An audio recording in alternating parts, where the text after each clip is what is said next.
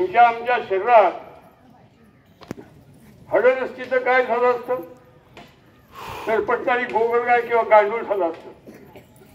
हाडं पाहिजेत म्हणजे देह उभा राहतो. हा आपला देह 218 हाडावरती उभा आहे. देश उभा राहतो. त्याला काही श्रद्धा लागते, निष्ठा लागते, त्याग लागतो. हिंदूंच्या क्रमांक 1 ची श्रद्धा नसल्यामुळं नुसतं समुद्र वसने दैवी पर्वत स्तनमंडले विष्णुपत्नी नमस्तुभ्यम पादस्पर्शं क्षमस्वमे. हे धरतीमाते, हे भारतमाते, तू साक्षात विष्णूची पत्नी आहेस. नुसतं बोलून नाही, ही जाती जिवंत ही भूमी नमस्तुम पादस्पर्शं क्षमस्वमे. तू आमची माता आहेस.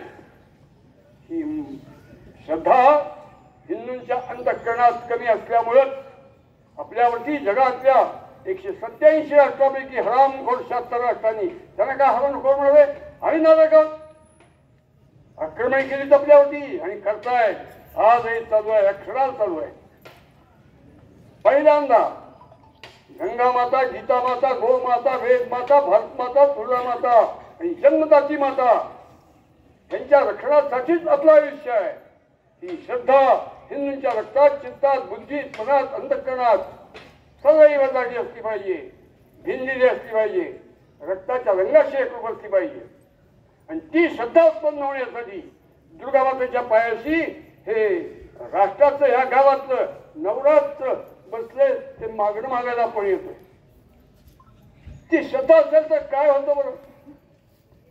ती श्रद्धा असेल तर काय होतं? एक विवेकानंद म्हणून बंगालमध्ये पोट जन्म. हे पोट नव्हता, ऋषी होता, असामान्य मनुष्य होता. कसोटी, कोणची कसोटी? त्यांची तिथं भाषणं व्हायची न्यूयॉर्कला. प्रज्ञावान, बुद्धिवान, अत्यंत शौर्यवान अशी व्यक्ती होती. त्यांची भाषणं कुणाला आवडणार नाहीत असं असणारच नाही.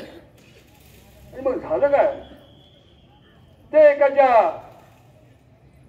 शेतात राहत होते. एक घर होतं शेतातलं. तिथं त्यांची राहायची व्यवस्था केली होती. पहाटे 3:30 पावणे 4ला उठायचे. स्नान, संध्या, संध्या. संध्या हा अत्यंत श्रेष्ठ आचार आहे. आपण सगळ्यांनी पत्करला पाहिजे. आचार भ्रष्ट, विचार भ्रष्ट, नीती भ्रष्ट, त्याचं नाव हिंदू अशी स्थिती आपली झाली. अंघोळ केली, संध्या केली आणि ध्यानाला बसले. ध्यानाला बसले 3-4चा सुमार सूर्यवरती येईपर्यंत तास, 2 तास, 2.25 तास ध्यान नुसतं बसले. ते पूर्वेकडे तोंड करून कुठे ध्यानातून पेटीकडे निघून पाहिलं, सूर्याला नमस्कार केला आणि असे माघारी वळून परत घरात जायला लागले.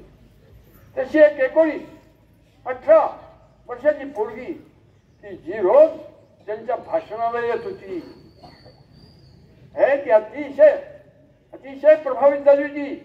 आली आणि हिंदू पद्धतीने त्यांच्या पायाला हात लावून वाकून, स्वामीजी मला एक देणगी द्या. कसली देणगी? म्हणजे अकल्पितच. ती तास 1.5 तास उभी राहिली होती. त्यांचं ध्यान संपतंय कधी आणि त्यांच्या पायावर घेऊन स्पर्श करून मागणं मागते. स्वामी मला एक देणगी द्या. मला एक तुमच्या सगळा मुलगा पाहिजे. याचा अर्थ काय तो कळतोय तुम्हाला? आश्चर्याने बघितलं नाही. स्वामीजी मला एक मुलगा द्या तुमचा. स्वामीजी काय बोलले असतील? धरती माता ही आई आहे. गंगा माता, गीता माता, गो माता, वेद माता, भारत माता, तुळजा माता, जन्मदाती माता या आया आहेत. ही विलक्षण श्रद्धा त्या विवेकानंद नावाच्या एका ऋषीच्या चित्तात, बुद्धी रक्तात होती. ते म्हणजे मीच तुझा मुलगा आहे. म्हणून ते तिच्या पाया पडले. तुझा मुलगा पाहिजे ना, मीच तुझा मुलगा आहे. ही श्रद्धा हिंदूंच्या अंतःकरणात असेल तर जगातली ही सगळी हरामखोर कंपनी चीन काय, पाकिस्तान काय, कुणाचं नाव घेऊ, हे सगळे आपले शत्रू आहेत. हे सगळे भडवे पालथे मारायचे असतील तर हिंदूंच्या चिंतात अंतकरणात बुद्धीत हृदयात सात माता यांच्या रक्षणासाठीच आपलं आयुष्य आहे. अशी अति अति अति प्रखर भावना, जाणीव, निष्ठा पाहिजे. ही निष्ठा दुर्गा माते तू आम्हाला दे, ते मागण्यासाठी आपण